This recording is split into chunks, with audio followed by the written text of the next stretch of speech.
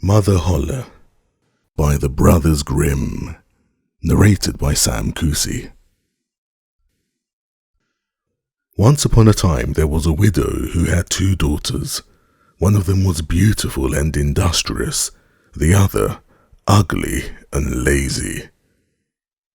The mother, however, loved the ugly and lazy one best, because she was her own daughter, and so the other, who was only her stepdaughter, was made to do all the work of the house, and was quite the Cinderella of the family. Her stepmother sent her out every day to sit by the well in the high road, there to spin until she made her fingers bleed.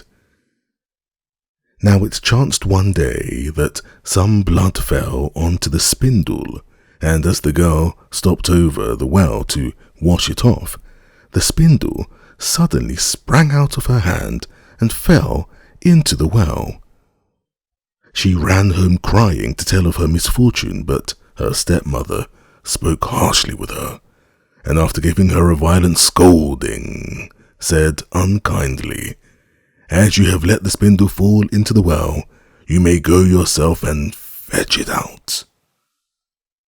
The girl went back to the well, not knowing what to do, and at last, in her distress, she jumped into the water after the spindle.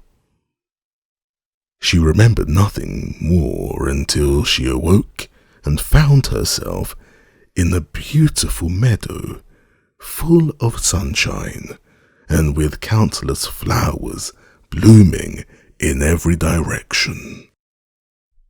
She walked over the meadow, and presently she came upon a baker's oven full of bread, and the loaves cried out to her, take us out, or alas, we shall be burnt to the cinder.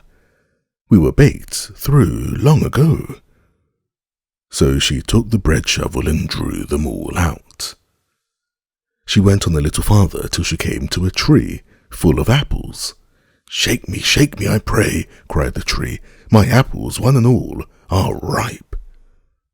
So she shook the tree, and the apples came falling down upon her like rain. But she continued shaking until there was not a single apple left upon it. Then she carefully gathered the apples together in a heap and walked on again.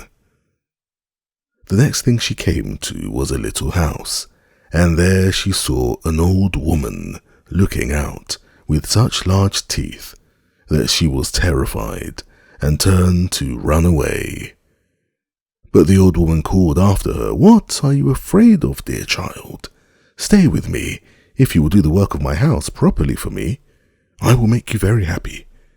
You must be very careful, however, to make my bed in the right way, for I wish you always to shake it thoroughly so that the feathers fly about.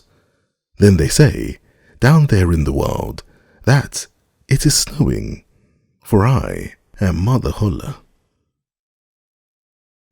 The old woman spoke so kindly that the girl summoned up courage and agreed to enter into her service. She took care to do everything according to the old woman's bidding, and every time she made the bed she shook it with all her might, so that the feathers flew about like so many snowflakes. The old woman was as good as her word. She never spoke angrily to her, and gave her roast and boiled meats every day. So she stayed on with Mother Holle for some time, and then she began to grow unhappy. She could not at first tell why she felt sad, but she became conscious at last of great longing to go home. Then she knew she was homesick, although she was 1,000 times better off with Mother Holle than with her mother and sister.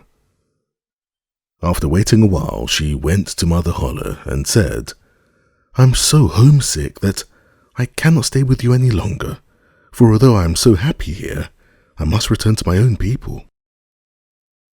Then Mother Holle said, "I am pleased that you should want to go back to your own people, and as you have served me so well and faithfully, I will take you home myself." Thereupon she led the girl by the hand up to a broad gateway. The gate was opened, and as the girl passed through, a shower of gold fell upon her, and the gold clung to her so that she was covered with it from head to foot. "That is a reward for your industry," said Mother Holle, and as she spoke, she handed her the spindle which she had dropped into the well. The gate was then closed, and the girl found herself back in the old world, close to her mother's house. As she entered the courtyard, the cock, who was perched on the well, called out, "Cock-a-doodle-doo, your golden daughters come back to you." Then she went in to her mother and sister, and as she was so richly covered with gold, they gave her a warm welcome.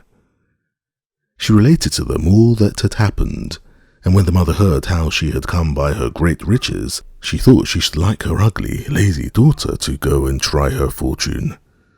So she made the sister go and sit by the well and spin, and the girl pricked her finger and thrust her hand into the thorn bush so that she might drop some blood onto the spindle. Then she threw it into the well and jumped in herself.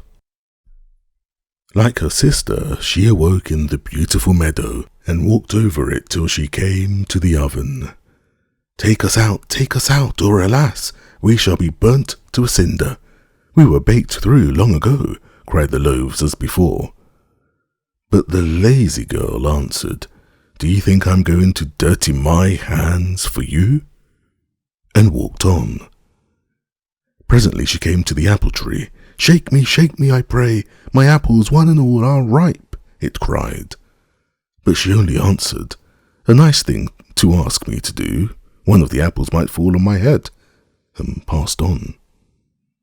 At last she came to Mother Holle's house, and as she had heard all about the large teeth from her sister, she was not afraid of them, and engaged herself without delay to the old woman.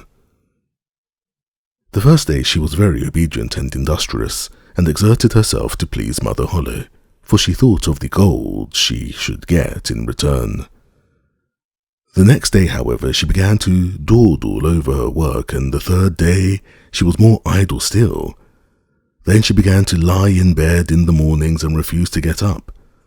Worse still, she neglected to make the old woman's bed properly, and forgot to shake it so that the feathers might fly about. So Mother Holle very soon got tired of her, and told her she might go. The lazy girl was delighted at this, and thought to herself, "The gold will soon be mine." Mother Holle led her, as she had led her sister, to the broad gateway. But as she was passing through, instead of the shower of gold, a great bucketful of pitch came pouring over her. "That is in return for your services," said the old woman, and she shut the gate. The lazy girl had to go home covered with pitch, and the cock on the well called out as she saw her, "Cock-a-doodle-doo, your dirty daughters come back to you." But try what she would, she could not get the pitch off, and it stuck to her as long as she lived.